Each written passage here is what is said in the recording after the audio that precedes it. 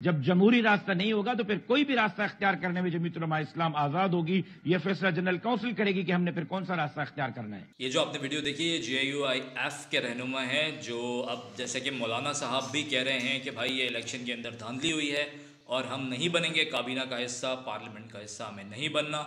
और नवाज शरीफ साहब को भी वो खुली ऑफ़र देते हैं कि आप भी आके अपोजिशन में बैठिए हमारे साथ और ये जो धांधली वाले इलेक्शन हुए हैं इनके खिलाफ आवाज़ उठाइए। जैसा कि सबको पता है कल वैलेंटाइंस डे था और पीपल पार्टी और नून लीग का बड़ा ज़बरदस्त किस्म का रोमांस चल रहा है हुकूमत बनाने पर। तो वो क्या रहा रोमांस, कल पीपल्स पार्टी ने नामजद कर दिया है सदारत के लिए आसिफ अली जरदारी साहब को। दूसरी तरफ नवाज शरीफ साहब ने नामजद किया है वज़ीर आज़म के लिए शहबाज शरीफ साहब को और CM के लिए मरियम नवाज साहिबा जो उनकी साहबजादी हैं। तो मरियम नवाज साहिबा की फ़ौरन एक स्टेटमेंट अब सामने आई है कि नवाज शरीफ साहब कोई पॉलिटिक्स से रिटायर नहीं हो रहे हैं, वो पॉलिटिक्स में रहेंगे और एक्टिव रहेंगे और उनकी सरबराही में हम लोग ये पोजीशन संभालेंगे। मतलब शहबाज शरीफ साहब भी उनकी सरबराही में काम करेंगे और मरियम नवाज साहिबा भी उनकी सरबराही में काम करेंगी। क्योंकि अगर आप देखें जो वोट पड़ा है वो नवाज शरीफ साहब को पड़ा है। अगर कहा जाए क्राउड पुलर आज भी नून लीग की तरफ से वो नवाज शरीफ साहब हैं या मरियम नवाज साहिबा हैं, इसके अंदर कोई दो राय नहीं है। जबकि शहबाज शरीफ साहब जो है वो उस तरह से क्राउड पुलर नहीं है। हाँ, उनके बारे में ये चीज़ बड़ी मशहूर है कि वो एडमिनिस्ट्रेशन बहुत अच्छी करते हैं। पहले वो CM पंजाब जब थे बड़ी ज़बरदस्त उन्होंने काम किए, कारकर्दगी तेज़ थी, चीज़ों पे नज़र रखना, लाहौर को डेवलप किया। लेकिन जो क्राउड पुलर हैं वो आज भी नवाज शरीफ साहब ही हैं और पार्टी में बयानिया भी उन्हीं का चलता है। तो ये चीज़ मरियम नवाज साहिबा ने मज़ीद क्लियर कर दी। अब हम आते हैं एक अहम खबर की तरफ। पेट्रोल की कीमत बढ़ने वाली है, 6.5 से 7 रुपए की समरी जा चुकी है। कितनी कीमत बढ़ेगी ये तो अब रात में पता चलेगा, लेकिन आप चैनल को सब्सक्राइब कर लीजिए, बेल का आइकन भी दबा दीजिए, मैं आपको फ़ौरन बता दूंगा जैसे ही प्राइस के अंदर कोई इंक्रीमेंट आता है। अच्छा, अब एक सवाल आता है कि अभी 15 दिन पहले ये पेट्रोल की कीमत बढ़ी थी कोई 13 रुपए के करीब। तो अब ये जो हमारी केयर टेकर गवर्नमेंट है ये जाते जाते क्या काम कर रही है यार। मतलब अब हुकूमत तो बन रही है, ठीक है, तो हुकूमत को बनने दो, उसके बाद उनको ये इकदाम उठाने दो, आपको ये करने की क्या ज़रूरत है। तो अब जब एक हुकूमत बनेगी और वो अगर आते के साथ ही पेट्रोल की कीमत बढ़ाएगी तो आवाम की लान तान तो उसके ऊपर आएगी। केयर टेकर हुकूमत को कौन याद रखता है, कौन था कौन नहीं था। वो तो केयर टेकर हुकूमत थी जी, चली गई, ख़त्म हो गई, ठीक है, उसका कोई उनको इलेक्शन का पार्ट तो रहना नहीं है आगे। तो इस वजह से इन्हीं को ये काम सौंप दिया गया है कि ये जो बढ़ाने हैं थोड़े बहुत पैसे, थोड़े बहुत से मुराद 20-25 रुपए क्या होते हैं यार टोटल अगर आप सम अप करेंगे एक महीने में। खैर ठीक है, इतना कुछ तो बढ़ ही रहा है, ये भी बढ़ जाएंगे।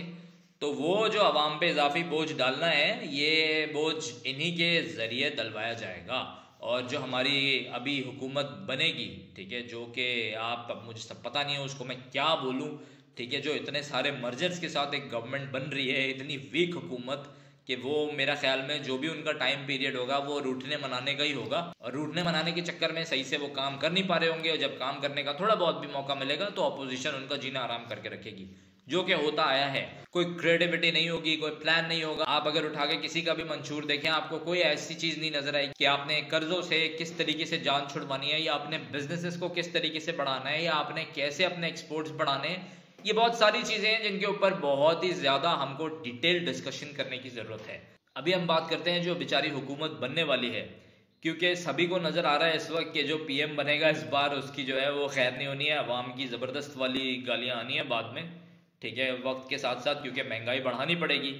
और एक चीज़ और मैं यहाँ ऐड कर दूँ, ठीक है, डॉलर की आजकल मेन स्ट्रीम मीडिया पे कोई ख़ास बातचीत नहीं चल रही है। आप लोगों ने अगले 2 हफ्ते तक डॉलर पे नज़र रखनी है। ये मैं आने वाले व्लॉग्स में बताऊंगा कि इसकी क्या वजह है। आप सिर्फ ये करें, 2 हफ्ते तक डॉलर को जरा बारीकी से चेक करें, आपको बहुत सारी चीजें क्लियर होना शुरू हो जाएंगी। अच्छा, अब हम जरा आते हैं रीपोलिंग के ऊपर। तो कुछ स्टेशन हैं जहां पर बदअमनी थी, वहां पर रीपोलिंग का आगाज आज हो गया है, जिसमें खुशाब, गोट की और कोई एक आध और है।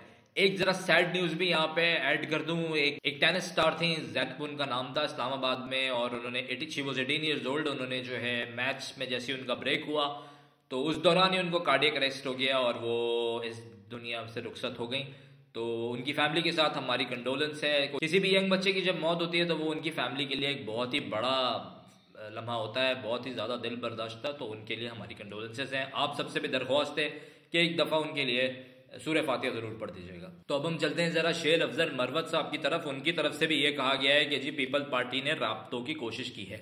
अच्छा, मौलाना साहब ने एक बड़ा इंटरेस्टिंग स्टेटमेंट ऐड किया है। मौलाना साहब ने कहा है कि पीटीआई के साथ हमारी दिमागी जंग है, कोई फिजिकली जंग नहीं है, और हो सकता है आगे चल के दिमागी जंग भी खत्म हो जाए। मतलब मौलाना साहब ने कहा है कि अगर ऐसा टाइम आया कि हमें मिलके बैठना पड़ गया तो वी आर रेडी, ठीक है। और यही चीज पीपल पार्टी ने भी कही है, यही चीज नून लीग ने खुल के ये बात एक्सेप्ट नहीं की है। लेकिन बैकडोर जब ये चीजें शुरू होती हैं तो बैकडोर रास्ते हो रहे होते हैं। जो बानी पीटीआई है वो ये सब चीजें नहीं चाहते, क्योंकि उन्होंने बड़ा क्लियरली बोला है। उन्होंने भी मौलाना साहब का नाम नहीं लिया कि इनसे बात नहीं हो सकती, उन्होंने बोला पीपल पार्टी से बात नहीं हो सकती, पीएमएलएन से बात नहीं हो सकती, एमक्यूएम से बात नहीं हो सकती। खैर ये भी हो सकता है सियासी बयानिया हो, आगे चल के क्या होगा एक अलग बात है। लेकिन उन्होंने मौलाना साहब का या JUIF का नाम नहीं लिया कि इनसे बात नहीं हो सकती। हो सकता है आगे चल के मामलात आपको बहुत सारी चीजों में डिफरेंट नजर आए। अभी मैं आपको जो खबरें हमारे पास अंदरूनी खबरें हैं वो आपको मैं इतना क्लियर कट नहीं बताऊंगा, ठीक है। लेकिन अभी बहुत सारी चीजें हैं जो बैकडोर चल रही हैं। तो उसके लिए आपने क्या करना है, फिर से चैनल को कर लेना है सब्सक्राइब, वीडियो को जरूर लाइक कीजिएगा। अब मैं थोड़ी सी बात कर लेता हूँ इंटरनेशनल मीडिया की। इंटरनेशनल प्रेशर आया हमारे इलेक्शंस के ऊपर, स्पेशली यूएस और ब्रिटेन ने ये स्टेटमेंट्स दिए हैं कि ये इलेक्शन को गौर से हम देख रहे थे और इनकी जो भी मतलब रिगिंग वगैरह वाली बातें आ रही हैं उनको जरा जांच पड़ताल उनकी की जाए। जिसके जवाब में हमारे जो प्राइम मिनिस्टर साहब हैं, केयर टेकर प्राइम मिनिस्टर काकड़ साहब, उन्होंने कहा कि जी हमारे अंदरूनी मामला है और हमने कभी भी यूएस के अंदरूनी मामलात पे बात नहीं की कि वो ऐसा करें या वैसा करें। एक अच्छा स्टेटमेंट दिया है खैर, लेकिन स्टिल जो इंटरनेशनल स्टेटमेंट्स हैं उनको हम इतनी जल्दी ऐसे रद्द नहीं कर सकते, उनकी एक अलग अहमियत है। तो अब ये जो हुकूमत फॉर्म होने जा रही है इसके बाद होगा क्या? ये हुकूमत इतनी कमजोर है और इतने सारे इत्तेहादियों के साथ मिलकर बन रही है कि ये हुकूमत के मेरे ज़ाती तज्ज़िये के मुताबिक ये हुकूमत लंबा चल नहीं पाएगी और इनका ज्यादा टाइम इसी चीज में जाना है, रूटने और मनाने में। आप लोगों ने कमेंट में जरूर बताना है आप लोगों को क्या लगता है, ये गवर्नमेंट चलेगी तो कितना चलेगी, और अगर आपको री इलेक्शन का लगता है या क्या चीज लगती है, ये चीज आपने कमेंट्स में जरूर बतानी है। जब तक पाकिस्तान को कोई भी प्रॉपर गवर्नमेंट नहीं मिलेगी जो डिसीजन ले सके और खुलकर काम कर सके, तब तक पाकिस्तान के मौशी हालात को बेहतर करना बहुत मुश्किल काम है। ये जो चैप्टर स्टार्ट होते हैं इलेक्शंस के और इनके बाद ये रूटने मनाने वाले चैप्टर्स जो स्टार्ट होते हैं कि कौन मफामत की सियासत कर सकता है, कौन सियासी बादशाह है, कौन लोगों को जोड़कर चल सकता है, कौन लोगों को तोड़कर ला सकता है, किसका हेलीकॉप्टर किसका जहाज, ये तमाम बातों के अंदर हम उलझे हुए हैं। और यही वजह है कि जो सीरियस इश्यूज हैं, जो मेन इश्यूज हैं, उन पे हमारा ध्यान ही नहीं है। हम इन्हीं चीजों में लगे रहते हैं, यार देखो वो क्या बंदा है, इसने इतने इंडिपेंडेंट्स अपने साथ मिला लिए, इस बंदे को देखो क्या जबरदस्त बंदा है, दूसरी पार्टी से लोग तोड़ के ले आया। यार ये हमारे मसले नहीं है, कोई भी लाकर किसी को भी अपने साथ बिठा दे, अगर वो आपको डिलीवर नहीं कर पा रहा है, आपकी इकोनॉमी बेहतर नहीं कर पा रहा है, एक गरीब के लिए मौके नहीं पैदा कर पा रहा है, जो आपकी यंग जनरेशन है, आज कहा जाता है कि पाकिस्तान के अंदर मेजॉरिटी 30 साल से अंदर की है, आप उनको क्या देंगे आगे? यही कमजोर हुकूमतें कर्जे पे कर्जे चढ़ा देती हैं और कर्जे चढ़ने के बाद फिर क्या होता है, वही अवाम पे बोझ डाले जाते हैं। अब जब गर्मियां आएंगी तो आपके बिजली के बिल कहां जाएंगे? लोगों को कुछ ख्याल है, कुछ एहसास है? मेरा ख्याल में अब जो इन्फ्लेशन का तूफान आने वाला है उससे भी बचने के लिए कोई ना कोई तदबीर अब इस हुकूमत को लाजमी करनी पड़ेगी, या जो आला इदारे हैं उनको करनी पड़ेगी।